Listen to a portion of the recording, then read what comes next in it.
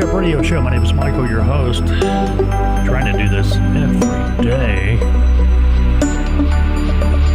Hey, putting together one of these shows isn't as simple as you may think. It takes a lot of work, a lot of research, a lot of what we call show prep here. You hear that? That's show prep. Before the break, we were talking about the movie recommendations. One movie we recommended was the film Unplanned, story of former Planned Parenthood director Abby Johnson, who quit her high-profile position at the abortion provider to become a pro-life advocate. Now, she did become a pro-life advocate. What was her nonprofit, and then there were none. Well, just last month, Abby testified at the Kentucky State hearing on SB9, also known as the Heartbeat Bill. Okay. The Heartbeat Bill is a pro-life measure which has been recently approved.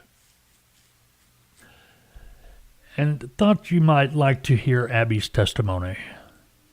Then I worked at Planned Parenthood for 8 years. I was an abortion clinic director, and I listened to the testimony from the opposition of this bill, and I want to sort of go through some of that interesting testimony that we heard and many non-factual points that were made in that testimony.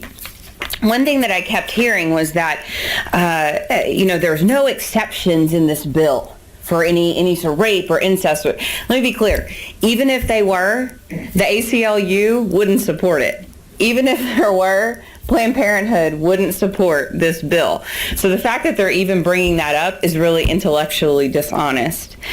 Abortion can never, on its face, be safe, because in order for an abortion to be deemed successful, an individual and unique human being with a beating heart must die. That can never be safe for that individual human life. I want to talk specifically about what a first trimester abortion is and what it looks like from a person who ran a Planned Parenthood abortion facility and was there for 8 years. First trimester abortions are by and large the most common abortion procedure we see in the United States. A transvaginal ultrasound is standard procedure inside of every National Abortion Federation clinic, which includes every Planned Parenthood clinic. That transvaginal ultrasound is done for primarily one reason: to determine how far along the woman is in her pregnancy so that we knew how much to charge her for the abortion. After the ultrasound is performed, the ultrasound machine is rolled away. The doctor comes in, who, by the way, has no conversation with the woman before the abortion. The fact that many people say abortion should be a decision made between a woman and her doctor is laughable. There is never a time where the abortion doctor goes in, sits down with the woman, and goes over risk, alternatives, and benefits to abortion. It does not happen. The doctor starts performing the abortion. He's going to insert into the woman's uterus, into the cervix, metal dilation rods, graduated metal dilation rods. He's going to dilate the cervix enough so that he can insert something called a suction cannula. That cannula looks like a straw. It is graduated. It gets bigger depending on how big the baby is in the womb, so that the head will be able to fit through that suction cannula. He's going to insert that suction probe inside of the woman's uterus. Ultrasound guidance is not used. That is not the standard protocol inside of National Abortion Federation or Planned Parenthood clinics. He's going to take that probe and he's going to blindly poke around inside the woman's uterus until he thinks he has enough blood and tissue in a glass jar. That glass jar is going to go into a lab called the POC lab. POC in the medical community stands for products of conception. The products of conception is, of course, the baby. But you can't say baby inside of the abortion clinic. So we said POC or POC, or if the staff was feeling funny, they would say that it stood for parts of children. After all the parts were accounted for, the POC lab technician would dump everything out into a glass baking dish that sat on top of an X-ray light box, and she would reassemble the parts of the baby. Please understand me, I'm talking about first trimester trimester abortion. Yes, there are parts. Yes, they must be reassembled. The baby is fully formed. Every internal organ is formed by 12 weeks gestation. So yes, there are parts, even earlier than 12 weeks.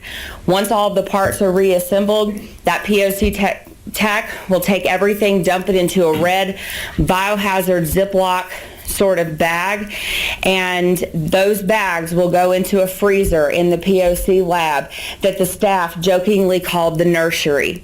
And once a week, a company, a biohazard medical waste company like Stericycle, will come into the facility and they will pick up all the red bags of babies where they are taken to their facility to be incinerated. That's if the abortion facility decides they don't want to just put them in their industrial size garbage disposal and grind them up and put them into the water waste treatment facilities. That is first trimester abortion.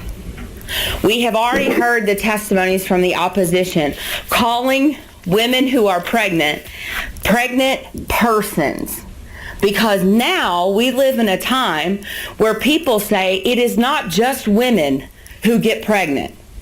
Now apparently men can get pregnant. And that shows you just how detached from science the pro-choice side is on this issue. Fact, only women get pregnant. You gotta have lady parts to have a baby.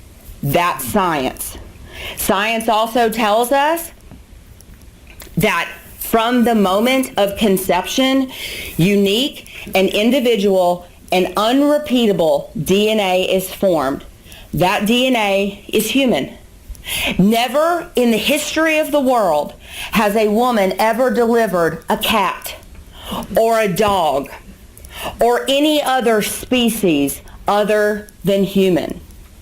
That's science.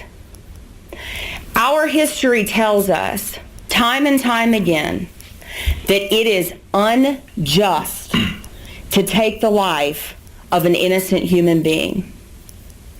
It was unjust to dehumanize an entire segment of people when we were working to abolish slavery. It was unjust to dehumanize an entire group of Jewish people in the Holocaust. But those two examples that I just gave you only exist because our society was willing to turn a blind eye, look a human person in the face, and say, that is not a human being. That is not scientific. Now we are living in such depravity that there are people, like the people that oppose this bill, that are willing to say, I know it's a human being, I know it has a heartbeat, I know there is life there, and I know it is innocent, and I'm willing to kill it. We have sunk to a new low in our society. And it is time for us to rectify what we have done. So if you are a person here who has had an abortion, I encourage you to seek healing, because abortion is not normal. Taking the life of an innocent human being that is your own flesh and blood and your own DNA, it's not normal. And there are healing resources available. And to the people in here who work in the abortion industry, I encourage you to seek healing from a ministry called And Then There Were None. We can get you out of the industry, and we can get you into a line of work that you can actually be proud of. And to the ACLU, I can say affirmatively, we look forward to your lawsuit. That was some wild testimony. That wasn't from the movie. That's from actual testimony Abby Johnson gave just last month at a Kentucky state hearing on SB9, known as the Heartbeat Bill. It's a pro-life measure, which was recently approved. This fetal heartbeat bill banning abortion in Kentucky at 6 weeks. It's not law yet, but it's nearly law. Now, if you paid attention to the way she was describing the POC, that was just awful. Now, if we talk, talking about the movie Unplanned, we were talking about them getting an R rating instead of the PG-13. I tell you, when she was talking about the POC, parts of children, and when the filmmakers got told, hey, no, you're getting an R rating because there's some really disturbing bloody images.